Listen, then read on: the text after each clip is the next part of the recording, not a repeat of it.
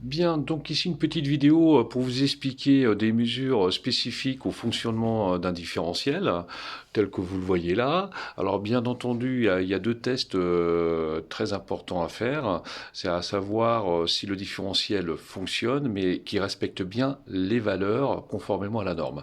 Alors vous, bien entendu, vous avez appris sur le chantier ou en tertiaire ou en formation à tester un différentiel. Alors j'ai bien le niveau CAP. Alors ce sont des mesures spécifiques normalement qui sont demandées en bac Mélec, mais ne vous inquiétez pas, on ne vous demande pas toute la partie théorique de justifier, mais néanmoins de recueillir les informations. Alors pour cela c'est très simple, je prends un appareil de mesure qui est là, je vous expliquais le fonctionnement tout à l'heure, et ici le différentiel, on veut vérifier son fonctionnement. Alors comme vous savez, conformément à la norme NFC 1500, on prend un différentiel 30 mA comme vous pouvez le voir.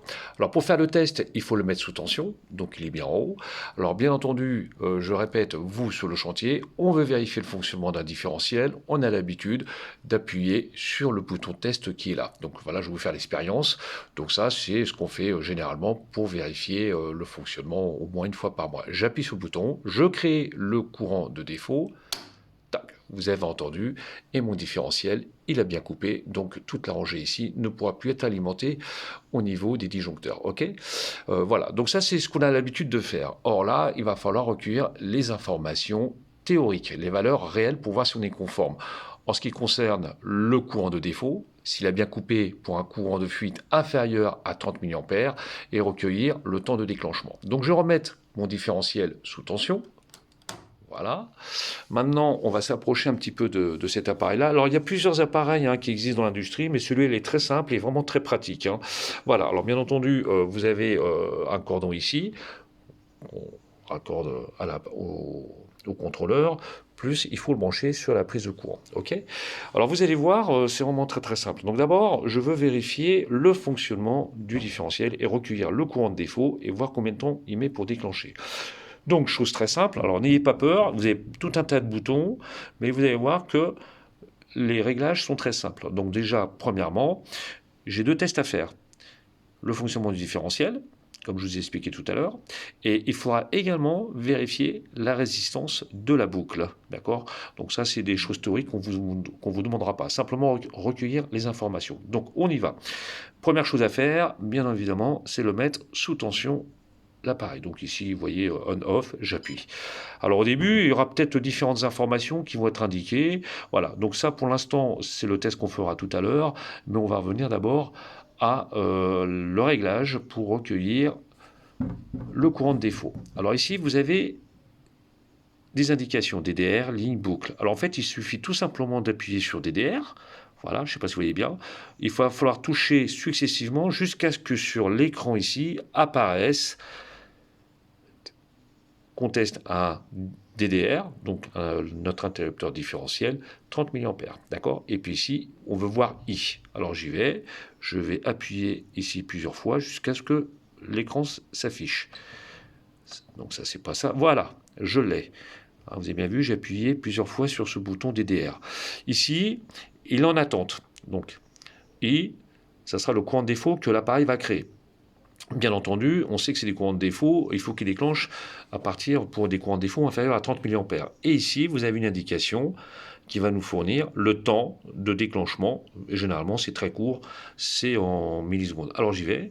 Ici, vous avez une touche argentée test. Il suffit d'appuyer tout simplement, et c'est l'appareil de mesure qui va créer le défaut dans la boucle. J'appuie, et comme vous allez voir, voilà.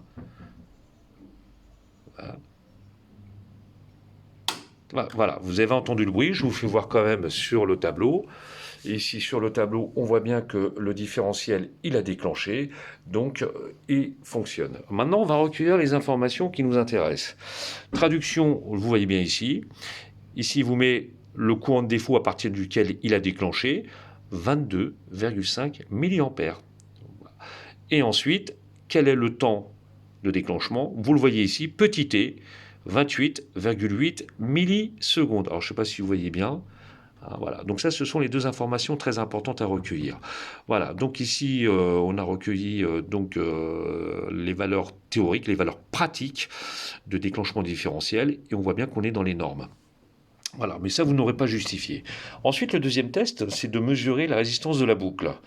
Donc, alors, bien entendu, pour faire ce test, il va falloir que je réenclenche mon différentiel, que je remette sous tension. Voilà. Je reviens ici vers mon appareil. Et comme je vous ai dit, maintenant, on veut mesurer la résistance de la boucle. Alors, en électricité, la résistance, en fait, c'est l'impédance. Et l'impédance, c'est la lettre Z. Alors, donc ici, pareil. Alors, soit j'appuie sur la boucle ou sur DDR. Bon, on va continuer sur DDR pour ne pas vous embrouiller. Cet appareil est très, très bien. Et je vais appuyer plusieurs fois jusqu'à ce que l'écran apparaisse la lettre Z, qui est l'impédance. On dit résistance de boucle, mais en vérité, c'est une impédance. Alors, j'y vais. J'appuie sur DDR jusqu'à ce que je vois Z. Voilà, mon choix de langue, on s'en moque. Voilà, j'ai continué à appuyer. Ah, le voilà. Z, vous voyez bien Z. Et ici, vous voyez l'unité ohm. On y va. Donc maintenant, pareil, je vais appuyer sur mon bouton de test. J'appuie. Voilà, le temps qu'il fasse sa mesure. Voilà, terminé. Il nous affiche la valeur de l'impédance de la boucle. Alors, donc ça, je dis bien, on ne parle pas de théorie, ce n'est pas ce qui va vous être demandé. Vous recueillez les informations. Et là, on voit le résultat, 0,83 ohms. C'est la valeur à recueillir. Okay, donc voilà un petit peu pour les tests de mise en service sur le différentiel.